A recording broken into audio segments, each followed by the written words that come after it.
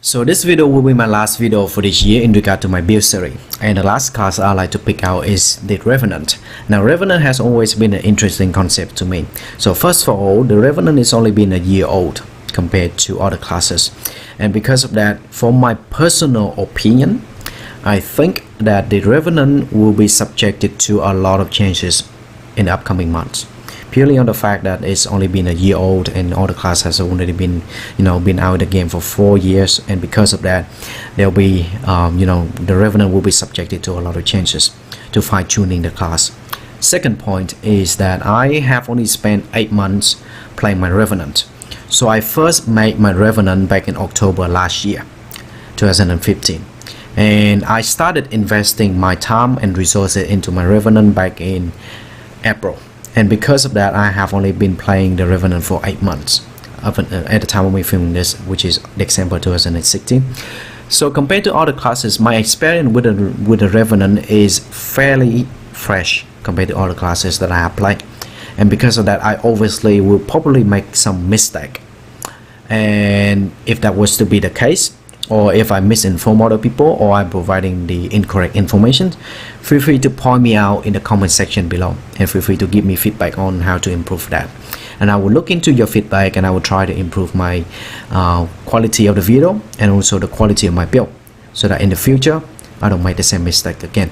Alright, so and another point that I like to mention just for your information is that I have a look into the condition damage build of the Revenant, and at the time of me filming this, I just like to say that I have found that is to be somewhat lacking compared to other classes that I have done. So if you've been following me for several months now, you will notice that I have been uploading a lot of builds in regard to condition damage. It was just purely on the fact that I was fascinated with the condition damage build, and that's why I was looking into more condition damage and try to break away from the usual Berserker build that a lot of people have been using. And it just we need more diversity, and so that was only my reason. Alright, so for condition damage build of the Revenant, I found that to be somewhat lacking. Maybe because the Revenant has only been a year old, and so because of that it hasn't been fine-tuned with the condition damage. But this is just my personal opinion, and obviously I can be wrong. And so because of that, for now I like to just postpone my condition damage opinion and also video for the later time, when I have more resources and I also have more means to look into it and to see develop and also release a fun condition damage build for the Revenant. But for now I will just stick with the Boon condition damage, the Boon support build for now, and in the future when I have more time and resources to invest into the condition damage build for the Revenant, I'll uploading another video as well. So that's just for your information, for those of you who are curious. Alright, so without further ado, I will get into the specializations, and then I will talk about the equipment and the weapons and etc. For now, let's talk about the specialization of the Revenant for this build. So specialization, I will be using Invocations, Devastation and Harrow. Invocation, I'm using middle, top, middle, and the first one, Cleansing Channel, so invoking a legend removes a condition on me.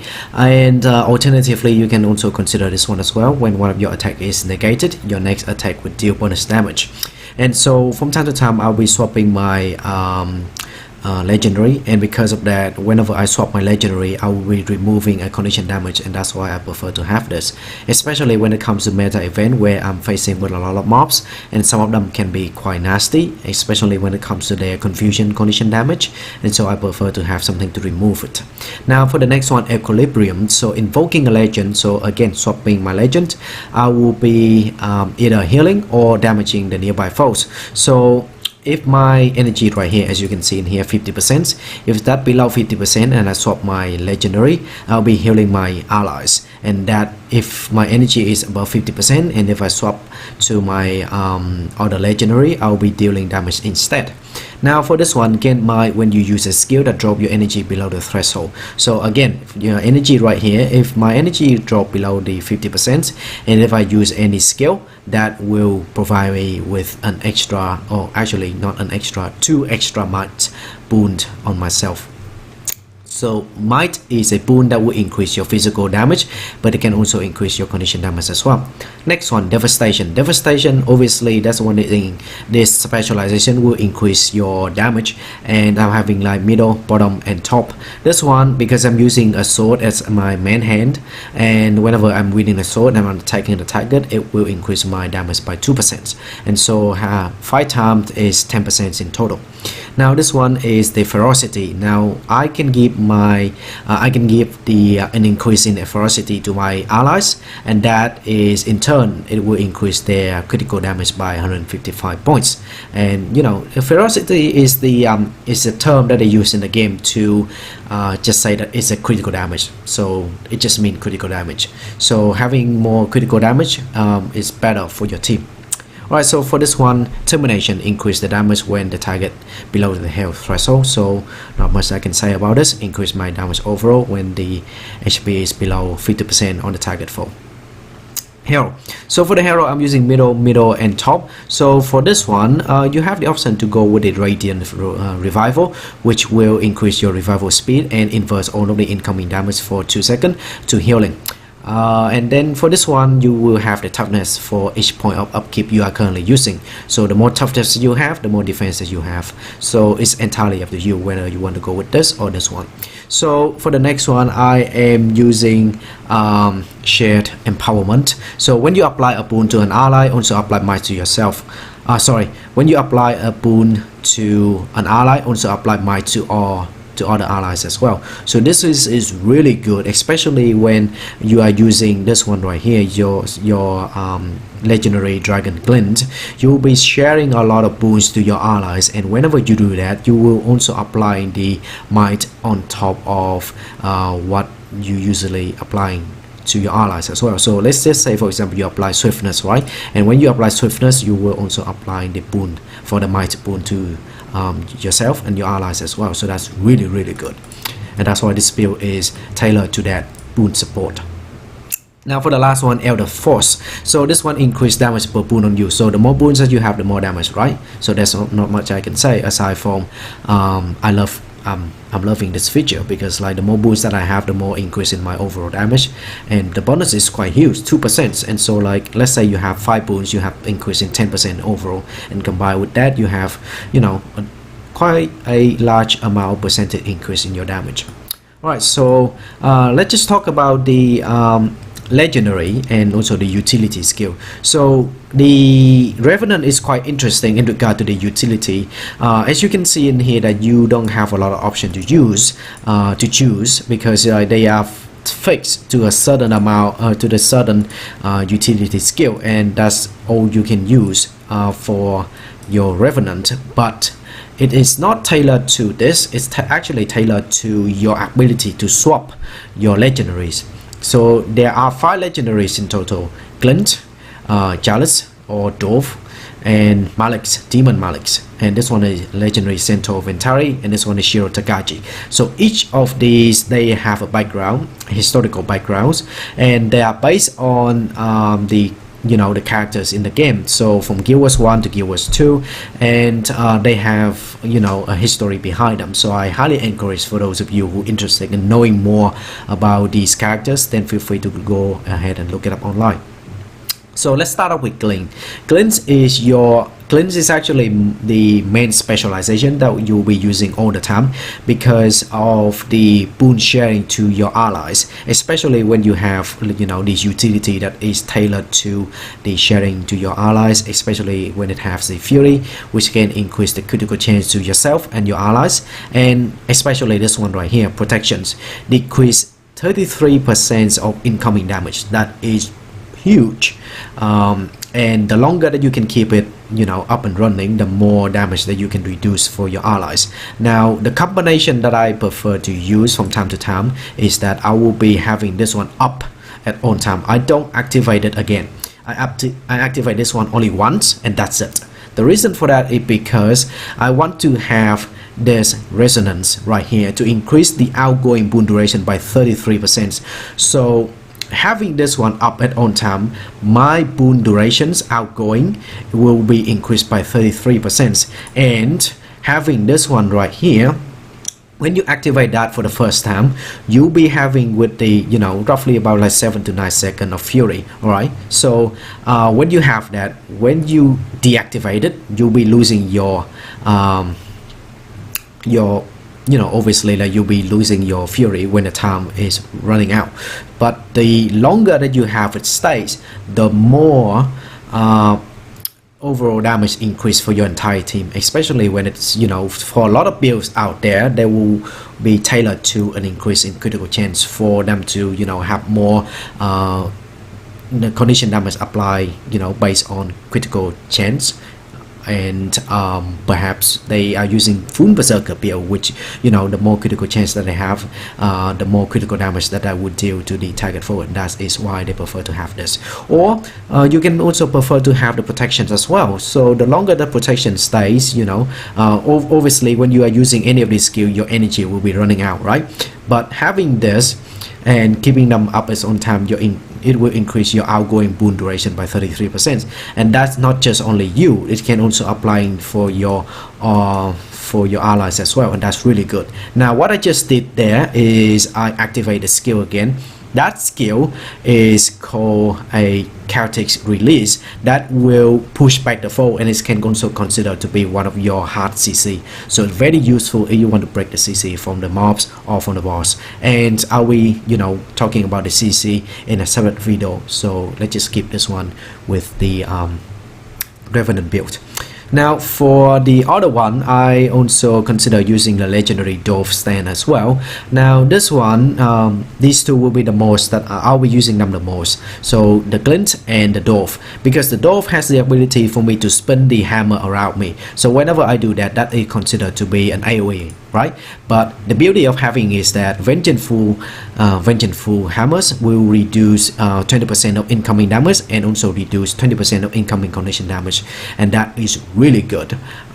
It can act as a survival skill, but it can also act as a damage skill as well. So that is what I prefer to have with me as own time, especially when it comes to the meta event. I am having the ability to have a constant AoE skill damaging the mobs around me. Now I also consider having this one as well, inspiring reinforcement, and that is providing me with a path that allows me to have the stability so I cannot be knocked out and prevent me from being disabled by the mobs. And so I can also provide that to me and also to my allies as well. So for the last one, the legendary Dove Stands Elite spell, I can channel the power and also give myself a 50% damage reduction. I still, you know, subjected to conditions and control effect, but having a 50% damage reduction physically is a nice feature to have. Now otherwise, there are some other considerations as well that I will be taking from time to time depending on the scenario. So let's start out with the assassin. The assassin Shiro Takachi, he was the villain in Guild Wars 1 faction expansion, and when I swap to Shiro Takachi legendary, I will be using the Jade Winds. This one is your hard CC, hard AoE CC. The reason for that is because it stuns the nearby foes for 3 seconds, but it can also you know, deal damage as well. So let me just use that as an example. So you see that is your AoE CC skill, and it can also the damage to nearby foes as well. So 1000, you know, some people may consider, okay, it's only 1000 damage, that's not a lot, but it's actually quite you know, quite a decent amount of damage, especially when you are in a meta event and there's a lot of, you know, trash mobs around. So having this will negate them from attacking you, but you can also deal damage on them as well. But the main usage of this is to have the CC, to break the CC bar from the target boss or the mobs, and that's why I prefer to have it you know, depending on the scenario, because from time to time I'll be using my CC from this staff file right here. I'll be getting into that in 1 second. So Ventari is the centaur, and the uses of this one is more tailored to healing spec and to also to provide you with extra protections. So that's the tablet, right? I activate that one, that will give me the tablet. The tablet can move around as my command, and so I can technically just be anywhere on the map and just like call the tablet to come to my aid. And the skill, utility skill, allows me to remove the condition and also to burst healing, so that's 1620, so that's a lot, right? Especially if I'm I'm not a healer myself, because the set that I'm using for this build will be Buffoon Berserker, which I'll be getting into that later on. But to be able to achieve 1620 points in healing, which is quite kind of like a decent amount of healing for the equipment that I'm using. Alright, so for the last one, summon a protective barrier around the tablet that destroy enemy projectiles. So this is really good, especially when it comes to the boss that is heavily in the range damage. You can activate this one to negate any projectiles coming your way, and in turn negate any damage from that range boss. So that's very nice to have. Now for the last one, Mallets, the Demon Mallets. Now this guy is one of the bosses in the Domain of Anguish in Guild Wars 1, and Domain of Anguish is considered to be the top in its content, and it took me a lot of hours to actually beat that content by myself. And so to me, I have a love and hate relationship with this guy.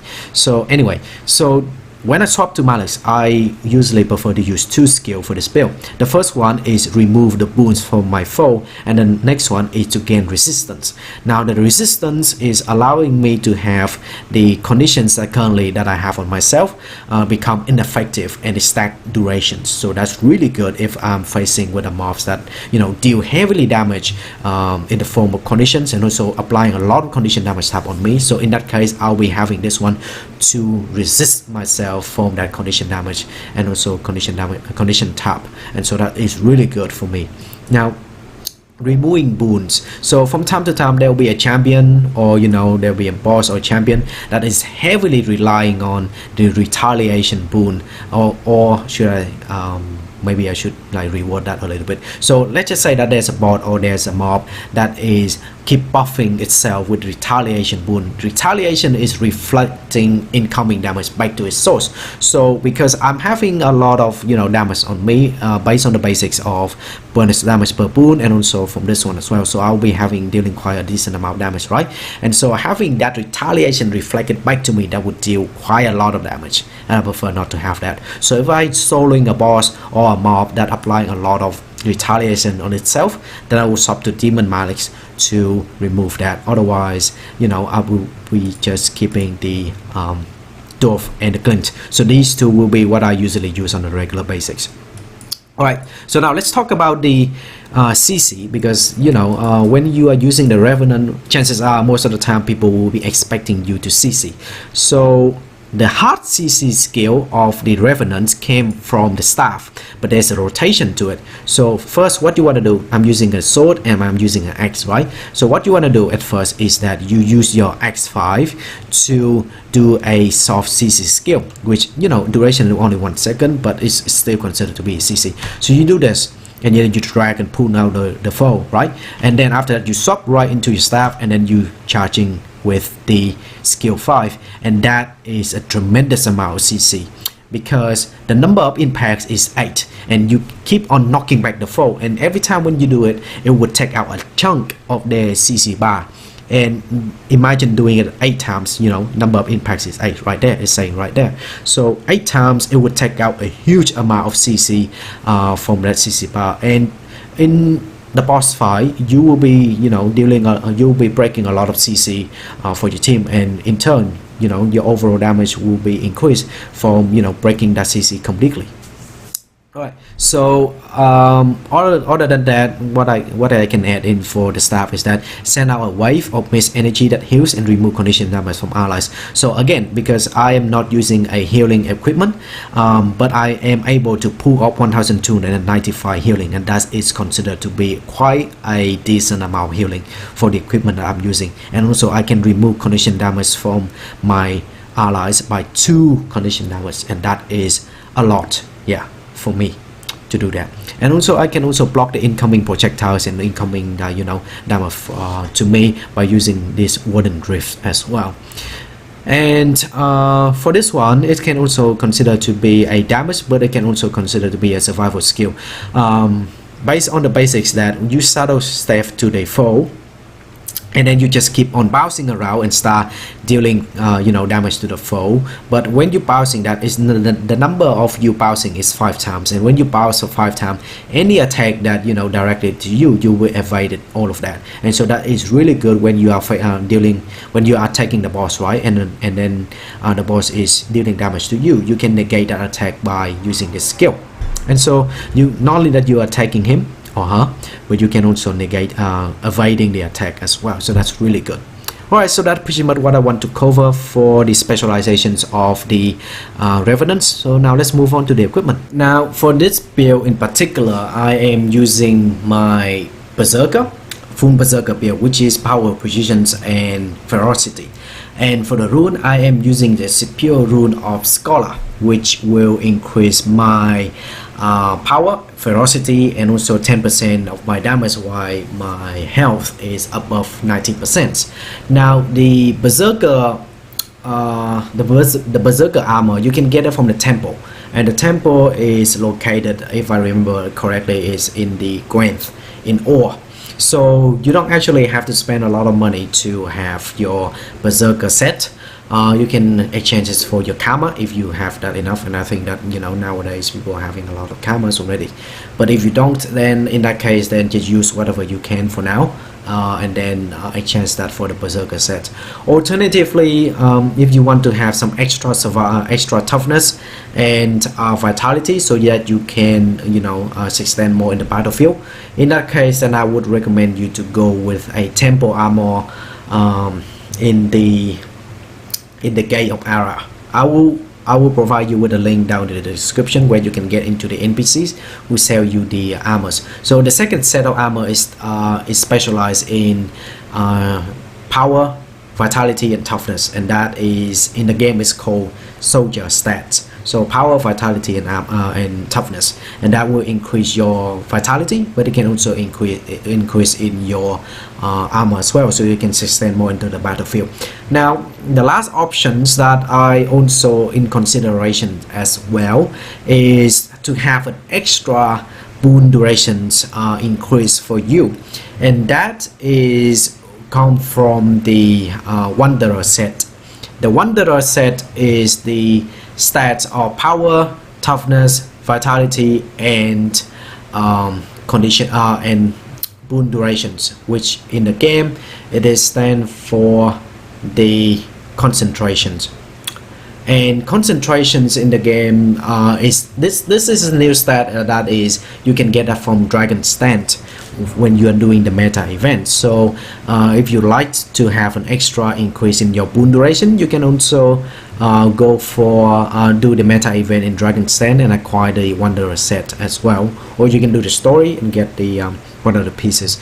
But in general, I think that if you're doing the meta event, you have more chance of getting the Wanderer set rather than just repeating the story yourself. Repeating story yourself, yeah, sure, you'll get definitely you get a piece for sure, but that it can be considered to be quite tedious if you have to repeat it for 6 times to be able to get all the set. So in that case, then just do the meta event. You can get more loot and you can get some other things as well you can sell. And that's just my opinion. So for the other considerations, if you are on the budget in regard to the rune, you can also consider the Superior Rune of Rage. It will provide you with the ability to have the ferocity and plus fury durations, but it can also increase your damage by 5% when you have the fury with you. So that's something that in considerations. Now another one that I can also recommend you to have if you're on the budget as well is the Superior Rune of Hoelbrak. Now Superior Rune of Hoelbrak, let me just put up my data. So the Superior Rune of Hoelbrak, yeah. It will give you a power, might durations, and also reduce the condition duration applied to you, so that will be tailored to the might, and the other one, Superior Rune of Rage, will tailor to the fury. Now you can, obviously aside from those two, you can consider to go with the Superior Rune of Scholar, but it's fairly expensive for those of you who are new to the game. Otherwise, for those of you who've been playing for the game for quite some time, I don't think that should be a problem for you. Alright. So that's pretty much what I want to cover for the equipment. Let's move on to the weapons. So when it comes to the weapons, obviously I'll be using the Berserker stat for this build, and the weapon choice that I will be using is the staff, and the secondary weapon is the sword and the axe, as I already mentioned to you in the specializations. Now for the spare weapon, I'll be keeping a hammer with me, because from time to time, if I find this scenario or the situation demand me to use the hammer to range the mobs from afar, then I'll be using the hammer. So I always keep a spare hammer with me, just so that like from time to time, if I need to range the mob from afar, then I would do it. Otherwise, I would just prefer to keep the staff and the sword and axe as my weapons. Now for the rune, sorry, not for the rune, for the sigil. For the sigil, it can be very expensive, and I refer to the superior sigil of force, which will increase your damage by fixed 5%. And the superior sigil of air for both of your weapon sets, and so that can cost you a lot of money. At the current stage, if I recall that correctly, the superior sigil of force will cost you 10 gold. Superior sigil of air will cost you roughly about 4 to 5 gold. So let's just say 5 gold. So that's 15 gold in total for one set of weapon. Now for the second set, let's say your staff, you are using the same thing, so that will cost you 30 gold. That can be a problem. So for those of you who are new to the game, that will cost you a lot of money to obtain that. So alternatively, I can highly recommend for you to be going with the superior sigil of accuracy. That will provide you with an increase in 7% of your critical chance. Now compare that to the force. It's not that good, but it is, you know, it's still decent compared to the force itself, like in terms of the amount of money that you have to spend. And the second one, which is that there's a variety of options that you can go for. Now superior sigil Cruelty, that will gain a charge of 10 points in your ferocity every time when you kill a foe. So if you kill a target, if you kill 25 foes, that will give you a 250 points in your ferocity, that 250 points in your critical damage. And also there's also another consideration as well, which is superior sigil of perception. That will give you a 10 points in your precision every time when you kill a foe, so that 250 points in total as the maximum, so 25 stacks. So that is also in your in the consideration as well, if you don't want to spend a lot of money, especially for those of you who just want to try the class out, or just want to see if this build is, you know, suitable for you, or if it's, you know, something that you prefer to invest heavily in. Then in that case, just try it out. So if you try it out, then in that case, don't spend a lot of money in, because chances are you may like it or you may not like it. If you don't like it and you spend a lot of money, then, you know, that money can be put elsewhere where you are more comfortable with playing. So that's just my recommendation. So if you find that, you know, there are all the sigils that you can you're happy to use, or if you have any lying around spare one that you think that is more suitable for you, then in that case, then just use those as well. So alright, so that's pretty much for the weapons. And for the information section, I actually don't have anything to say to mention in this, aside from that this will be my last video for the build series for this year 2016. And if you have any feedback about this build, feel free to give me down in the comment section below. And perhaps you can check out my videos in regard to the Ember, Bitterfrost Frontier, and also the BloodStone Fence, if you want to have the ascended quality for your trinkets, so that you can invest into your character. Then in the case that I go ahead, by all means. Or actually, I should mention that like in this build, you'll be using full ascended trinkets as well. So actually I forgot about that. Anyway, so if you want to check out that video of my in regard to getting the full ascended quality set of your trinkets, check out that video. I will link down in the description down below. Alright, so I pretty much that's it that I want to cover for this build, and I will see you later.